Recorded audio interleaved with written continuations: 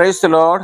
Good news, ಶುಭ ವಾರ್ತೆಗೆ ನಿಮ್ಮೆಲ್ಲರನ್ನು ಕೂಡ ಈ ಮುಂಜಾನೆ ಸಮಯದಲ್ಲಿ ಸ್ವಾಗತಿಸುವವನಾಗಿದ್ದೇನೆ. ಈ ದಿನದ ವಾಕ್ಯ ಭಾಗಕ್ಕಾಗಿ ಕೀರ್ತನೆಗಳು 25:12 ವಚನವನ್ನ ತೆಗೆದುಕೊಂಡಿದೆ. ಯಾವನು ಯೆಹೋವನಲ್ಲಿ ಭರವಸೆ ಇಡುವನೋ ಅವನಿಗೆ ಉಚಿತವಾದ ಮಾರ್ಗವನ್ನ ಆತನು ಬೋಧಿಸುವನು ಎಂಬುದಾಗಿ.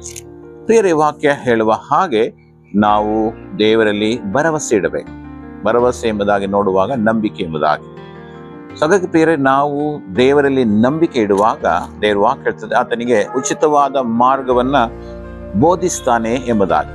ಅಂದ್ರೆ ನಾವು ಯಾವ ಮಾರ್ಗದಲ್ಲಿ ನಡಿಬೇಕು, ಹೇಗೆ ನಡಿಬೇಕು, ಏನನ್ನ ಮಾಡಬೇಕು, ಯಾವುದಕ್ಕೆ ನಾವು ಹೋದರೆ ನಾವು ಯಶಸ್ವಿಗೊಳ್ತೇವೆ ಎಂಬುದಾಗಿ ದೇವರು ಉಚಿತವಾದಂಥ ಆಲೋಚನೆಗಳನ್ನು ನಮಗೆ ಕೊಟ್ಟು ದೇವರ ಮಕ್ಕಳನ್ನ ಮುಂದೆ ನಡೆಸುವವನಾಗಿದ್ದಾನೆ ಪ್ರಿಯರೇ.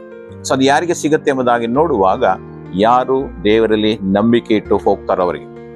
ನಾವು ನೋಡ್ತೇವೆ, ಮೋಶೆ ದೇವರಲ್ಲಿ ನಂಬಿಕೆ ಇಟ್ಟು ಹೋದನು. ಅದರ ಮೂಲಕವಾಗಿ ದೇವರು ಆತನಿಗೆ ಮಾರ್ಗವನ್ನು ತೋರಿಸಿದನು. ಐಗುಪ್ತ ದೇಶದಿಂದ ಹೊರಗೆ ಬರೋದಕ್ಕೆ ತಿಳಿಸಿದನು. ಕೆಂಪು ಸಮುದ್ರವನ್ನು ದಾಟುವುದಕ್ಕೆ 40 ವರ್ಷಗಳ ಕಾಲ ಮರುಭೂಮಿಯಲ್ಲಿ ಇಸ್ರಾಯೇಲರನ್ನ ನಡೆಸಿಕೊಂಡು ಹೋಗೋದಕ್ಕೆ ಎಲ್ಲ ಆಲೋಚನೆಗಳನ್ನ ಉಚಿತವಾಗಿ ಆತನು ಕೊಟ್ಟನೆಂಬುದಾಗಿ ನಾವು ನೋಡ್ತೇವೆ. ಸೊ ಅದೇ ರೀತಿಯಲ್ಲಿ ಪ್ರಿಯರೇ, ನಾವು ಕ್ರಿಸ್ತನಲ್ಲಿ ನಂಬಿಕೆ ಇಡುವಾಗ ಖಂಡಿತವಾಗಿ ಮೋಶೆಯ ಸಂಗಡ ಇದ್ದ ಹಾಗೆ ಆತನು ನಮ್ಮ ಸಂಗಡ ಇದ್ದುಕೊಂಡು ಉಚಿತವಾದಂಥ ಆಲೋಚನೆಗಳನ್ನು ಕೊಟ್ಟು ನಮ್ಮನ್ನ ಮುಂದೆ ನಡೆಸುವವನಾಗಿದ್ದಾನೆ. ಆ ನಂಬಿಕೆಯೊಂದಿಗೆ ನಾವು ಮುಂದೆ ಹೋಗೋಣ. ದೇವರ ವಾಕ್ಯವನ್ನು ಪ್ರೀತಿಸೋಣ. ದೇವರ ವಾಕ್ಯದಲ್ಲಿ ನಾವು ನಂಬಿಕೆ ಇಡೋಣ.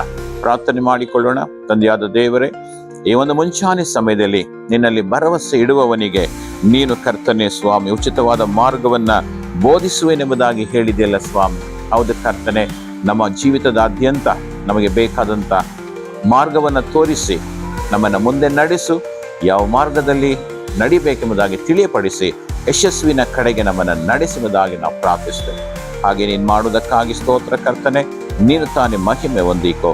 ಯೇಸು ನಾಮದಲ್ಲಿ ಪ್ರಾರ್ಥಿಸಿ ಬೇಡಿಕೊಂಡಿದ್ದೇವೆ ನಮ್ಮ ತಂದೆಯಾದ ದೇವರೇ. Praise the lord.